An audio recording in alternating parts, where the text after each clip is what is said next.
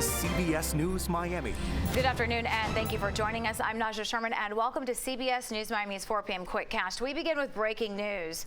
At the closing bell, another sell-off on Wall Street. The Dow taking a big drop. You can see it right there, giving back much of the gains from the rally yesterday and signaling the market is not out of the woods. That's despite President Trump's 90-day reprieve for most countries. The president further escalated the growing trade war between the U.S. and China. He confirmed the tariffs on all Chinese goods are now at least 145%. During a cabinet meeting today, he said he's, quote, very happy with the way the country is running. He says a lot of countries have shown that they want to come and make a deal on tariffs. Let's go now live to CBS News Miami's Scott McFarland. He joins us live from Washington to talk more about this. And Scott, the president acknowledged some struggles ahead for Americans, but thinks things are going to work out well. He's defending his decision on these tariffs. His Republican surrogates, including his cabinet today on television, defended this tariff negotiation. But you can see the rickety stock market and the lack of predictability overall in what happens next. And that lack of predictability is causing concerns. This will be a contagion that infects the economy. The consumers are going to dial back what they spend. Businesses may hold off on hiring, all of which puts the country on a trajectory towards a recession. Definitely a trickle-down effect. And Scott, the administration says it's already talking to some countries, but what about China? Well, China is the big player at this point, more so than it was 24 hours ago, because those tariffs keep inflating up to nearly 150% as of this afternoon on China, which has the ability to cripple local agriculture, local businesses that do business with China. The cost may be prohibitive to continue that. And Scott, the White House is indicating this was all part of the plan, but did they anticipate the market sell-off? Well, it's not just the market sell-off that was likely unpredictable at this magnitude, but also what's happening on the bond market, which does sound like inside financial baseball, but is the infrastructure that upholds the economy. There's volatility in the bond market, all of which, according to the president, gave people a yippee feeling, gave them a lack of stability. This will continue over the next 24 hours through the rest of the Wall Street week, and ultimately, the pressure may grow on the president inside his own party if there is a lack of confidence in the economy, especially as the midterm elections approach.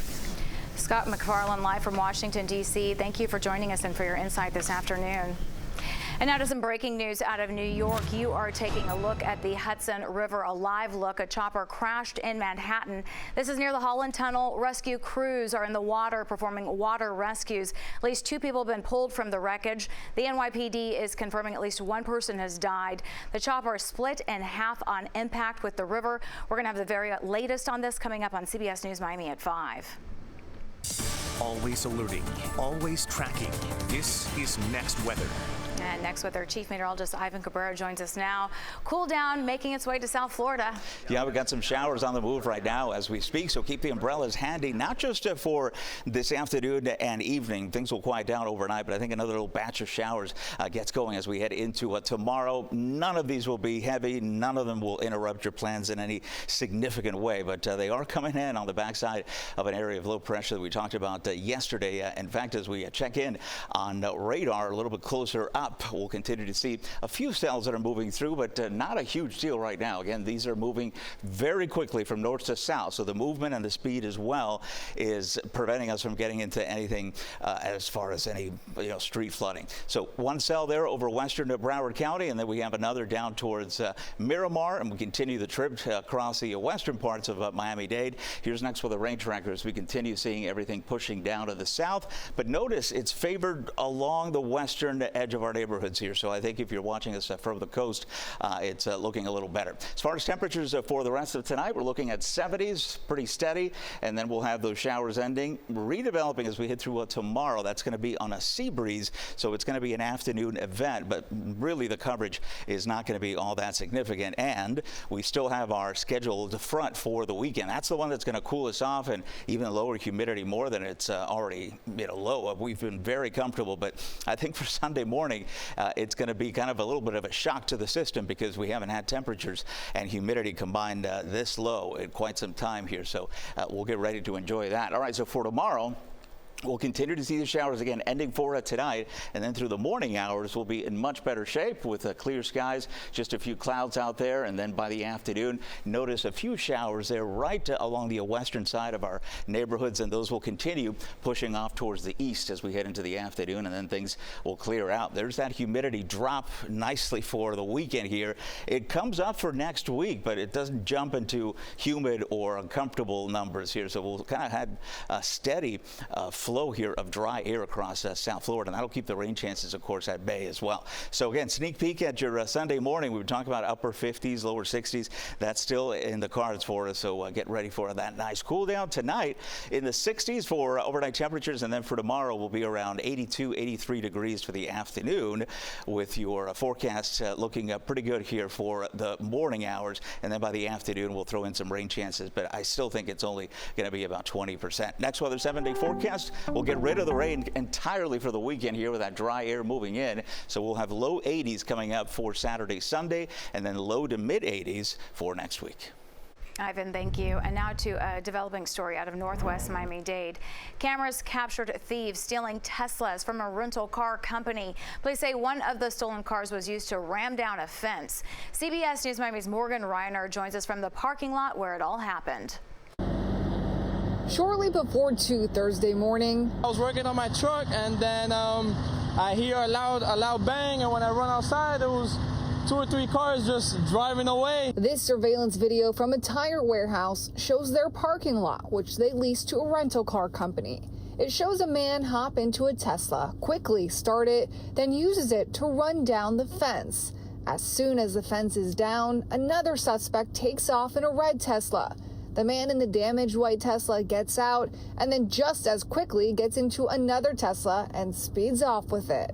Yeah, I don't know. I don't know how they did it. I don't know if they were like watching or something like that, but yeah, they did it pretty easily. It was crazy. Alyssa Hidalgo works in sales for the tire company that leases the parking lot to the rental car company. There are lights, cameras, and there was a fence, but that wasn't enough to keep the thieves out.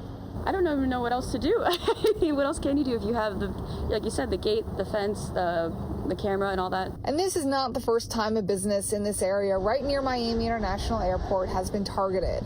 A rental car company around the block was just hit last week.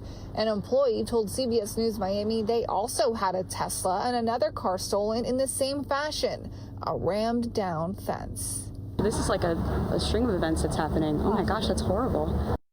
MDSO said they have no information on suspects right now. As for the cars, an employee here was actually able to track down the Teslas. He showed us the map of where they were located. One of them is in Hialeah, the other one is in Miami. We did reach out to MDSO to see if they had this information, if they've recovered the vehicles. When I spoke to them, though, they said they had no new information to share.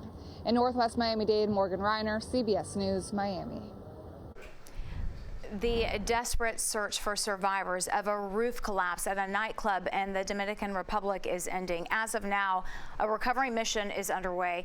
More than 210 people are confirmed dead. CBS News Miami's Christian Benavides is at the scene in Santo Domingo. There's heartbreak outside the Jet Set nightclub in the Dominican Republic, where hundreds of people have descended looking for their loved ones. So we have no idea where he's been, how he is. I think he's still in there. Today is Shailene Peña's birthday. Her father, Maximo Peña, is missing. He sent her this video of merengue singer Ruby Perez on stage at the nightclub just minutes prior to the collapse. My dad is my hero. Like, I can't live without him. Sorry.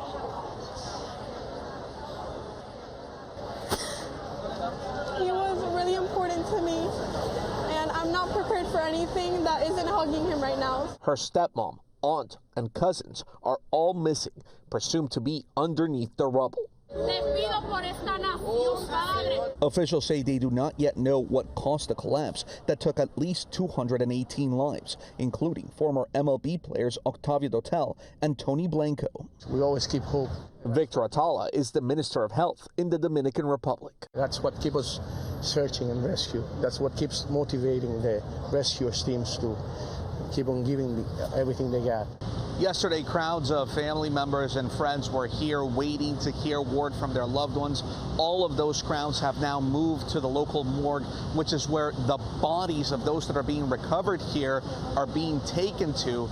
It's unclear how many more people could be buried underneath the rubble. Cristian Benavides, CBS News, Santo Domingo, Dominican Republic. Here in South Florida, a memorial service will be held tonight for the victims of the deadly roof collapse. It will be held at Corpus Christi Church in Northwest Miami-Dade, Northwest 7th Avenue at 7 p.m. When we come back, an American ballerina released from Russia. But first, here's a look at what we are working on tonight for CBS News Miami at 5:30. She lost her job and even had a heartbreaking miscarriage. I felt nobody understood what I was going through. It's a health problem many black women face, but few talk about. What advice do you have for other women who may see this? Tonight. Welcome back to CBS News Miami's 4 p.m. Quickcast. A Los Angeles ballet dancer has been released from a Russian jail. It was during a prisoner swap after being sentenced to 12 years behind bars for treason. CBS News Miami's Remy Inocencio has the details.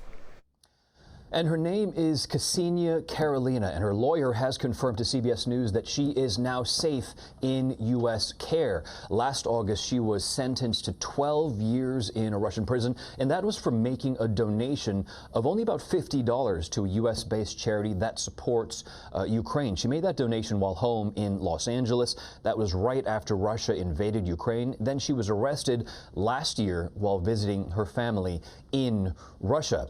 Earlier today, we now know she was freed through a prisoner swap. That was in Abu Dhabi, and according to the Wall Street Journal, the U.S. freed a dual Russian-German citizen. His name, Arthur Petrov, and he had been arrested for allegedly exporting sensitive microelectronics. Secretary of State Marco Rubio posted that Karolina was wrongfully detained by Russia and that President Trump will keep working to release all Americans. And this comes 2 months after Russia swapped American teacher Mark Fogel for another Russian citizen. Now at least 9 other Americans are believed to still be detained in Russia. Remy Inocencio, CBS News, London. This week, I had the honor of joining an exceptional lineup of guest panelists for the Business and Media Connect event at the Hilton in Aventura. As a guest speaker, we discussed the vital synergy between local businesses and media. We also explored exciting strategies to forge meaningful connections that can transform our communities. This event was part of a series of panel discussions hosted by Fort Lauderdale Fashion Week. And that does it for CBS News Miami Quickcast. I'm Naja Sherman. Stay tuned for more news right here on CBS News Miami, and have a great day.